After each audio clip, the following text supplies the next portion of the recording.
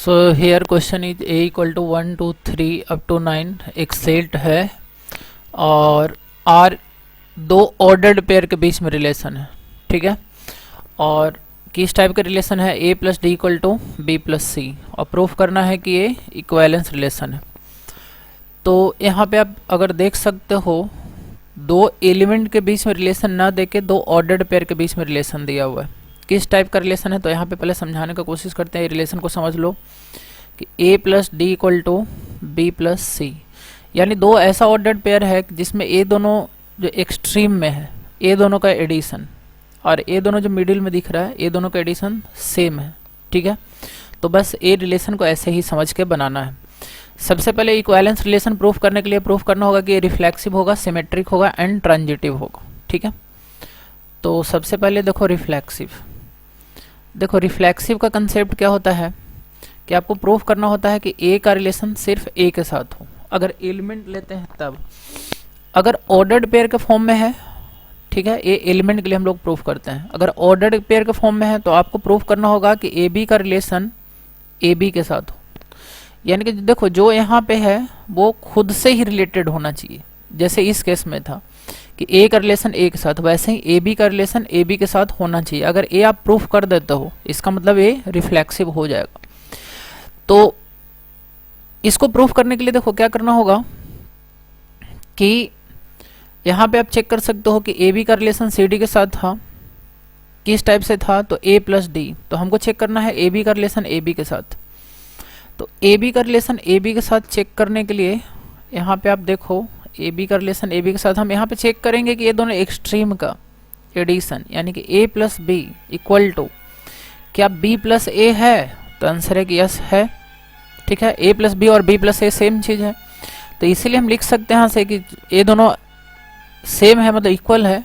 Therefore हम लिख सकते हैं A B is related to A B, ठीक है। बस ऐसे ही लिख देना है, ए दो लाइन लिख देना है, ए आपको ए दो लाइन लिखना है किसके लिए, रिफ्लेक्सिव के। Since A plus B equal to B plus A, therefore we can write A B related A B, therefore R is reflexive, ये रिफ्लेक्सिव हो गया, ठीक है। और अगर बेटर आइडिया लेना चाहते हो तो आप तुम खुद से सोचो ऐसा कि जैसा मान लो कि ये सेट, अब किसी के दिमाग में उठेगा कि ये सेट क्यों था दिया हुआ। देखो यहाँ पे एन भी अगर रहता ना, नेचुरल नंबर भी रहता तो भी ये रिफ्लेक्सिव होता। अब इस सेट में अगर मान लो कि चेक करना है, जैसे मान लो कि एक सेट में कोई भी दो ऑर्डर पे ले लिए 1 2, तो 1 2 का रिलेशन 1 2 के साथ है कि नहीं है, आप इस रिलेशन का चेक कर सकते हो। जैसे क्या यहाँ पे 1 प्लस टू इक्वल टू लिख सकते हैं 2 प्लस 1, 2 प्लस 1, तो आंसर है कि यस लिख सकते हैं। लेफ्ट साइड में भी 3, राइट साइड में भी 3, तो लिख सकते हैं।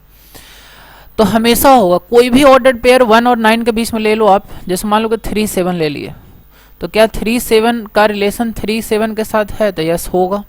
देखो ये दोनों एक्सट्रीम में जो है उस दोनों का एडिशन 3 प्लस 7 10 होगा, और जो मिडिल में है, ठीक है, 7 और 3, ये दोनों का एडिशन हमेशा सेम होगा, और रिलेशन यही कह रहा है यहाँ पे। चलो तो आई होप इतना क्लियर हो गया होगा। तो ये रिलेशन रिफ्लेक्सिव है। अब नेक्स्ट में आ जाते हैं, प्रूफ करेंगे हम लोग सिमेट्रिक। तो सिमेट्रिक प्रूफ करने के लिए सबसे पहले कंसेप्ट क्या है, सिमेट्रिक के लिए कंसेप्ट है कि अगर A is related to B then you have to prove B is also related to A। अच्छा, यहाँ पे अगर ऑर्डर्ड पेयर के फॉर्म में होगा तब क्या प्रूफ करना होगा, जो कि यहाँ पे रिलेशन ऑर्डर्ड पेयर के फॉर्म में दिया हुआ है इस टाइप से। तो अगर ऑर्डर्ड पेयर के फॉर्म में होगा तब रिलेशन में प्रूफ करना होगा कि if A B is related to C D, तो C D should be related to A B, ऐसा प्रूफ करना होगा, ठीक है। अगर ऑर्डर्ड पेयर के फॉर्म में है तो ए कंसेप्ट, तो ऑर्डर्ड पेयर के फॉर्म में यहाँ पे है, तो ऐसे हम लोग प्रूफ करने वाले हैं इस बार। तो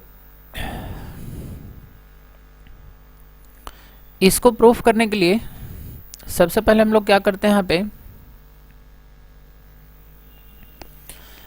कि लिख लेते हैं A B is related to C D. तो क्या रिलेशन है, यहाँ से लिख सकते हैं कि A plus D equal to B plus C, यानी एक्सट्रीम का समेशन।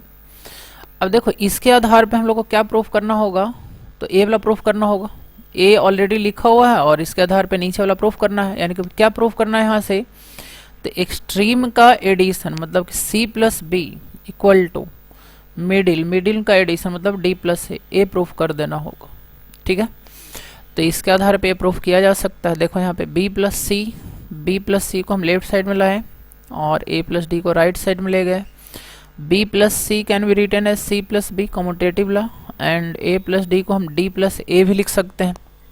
तो ये प्रूफ हो गया, और जब ए हो गया तो इससे हम ए वाला लिख सकते हैं, that is C D is related to A B. ठीक है, देयरफॉर तो क्या किए कि ए का रिलेशन अगर बी के साथ है, मतलब ए बी का रिलेशन अगर सी डी के साथ है तो उल्टा कर दिए, सी डी का रिलेशन ए बी के साथ है तो हाँ है, देयरफॉर आर इज सिमेट्रिक। आपको अगर एग्जाम में लिखना होगा तो ऐसे ही लिखना होगा। ठीक है, चलिए तो ए सिमेट्रिक भी प्रूफ हो गया। अब नेक्स्ट में आ जाते हैं ट्रांजिटिव। तो ट्रांजिटिव के लिए क्या करना होगा, तो ट्रांजिटिव के लिए देखो सबसे पहले कंसेप्ट, अगर एलिमेंट रहता था तो एलिमेंट के लिए क्या प्रूफ करना होता था कि ए का रिलेशन अगर बी के साथ है एंड बी का रिलेशन अगर सी के साथ है, मतलब ट्रांजिटिव पेयर अगर बन रहा है तो इससे ए सी का रिलेशन होना चाहिए, मतलब ए का रिलेशन सी के साथ होना चाहिए। ठीक है, ए का रिलेशन किसके साथ होना चाहिए, सी के साथ होना चाहिए, ए है। तो यहाँ तो एलिमेंट नहीं है, ऑर्डर्ड पेयर के फॉर्म में है। तो ऑर्डर्ड पेयर के फॉर्म में है तो क्या लिख करोगे, तो ऐसे लोगे, लेफ्ट साइड में दो ऑर्डर्ड पेयर लोगे, मतलब अगर ए बी का रिलेशन सी डी के साथ, यहाँ ऑर्डर्ड पेयर यहाँ भी, एंड फिर सी डी का रिलेशन अगर ई एफ के साथ, ठीक है, तो you have to proof A B is related to E F, A proof करना होगा।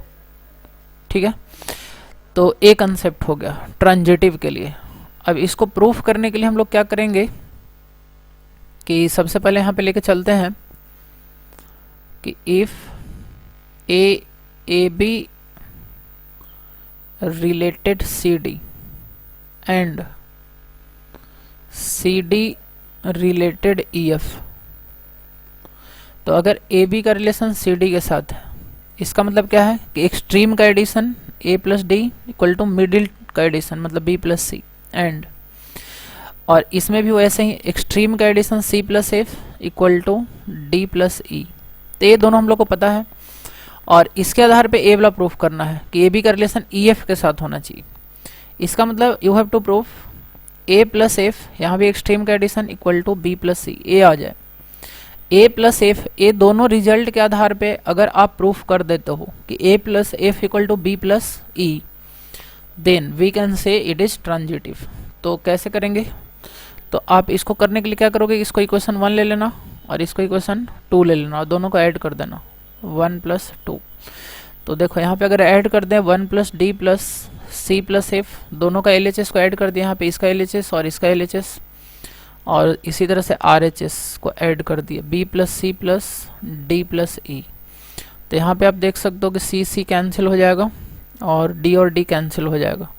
तो यहाँ पे हो गया A plus F equal to B plus E. तो देखो ये वाला प्रूफ हो गया, ए प्रूफ हो गया। इसका मतलब हम यहाँ से कंक्लूजन क्या लिख सकते हैं कि A B related to E F.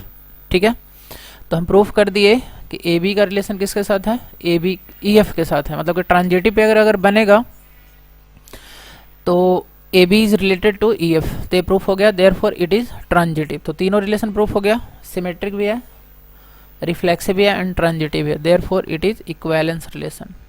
ठीक है, तो ओके, आई होप आपको समझ में आ गया होगा ये क्वेश्चन।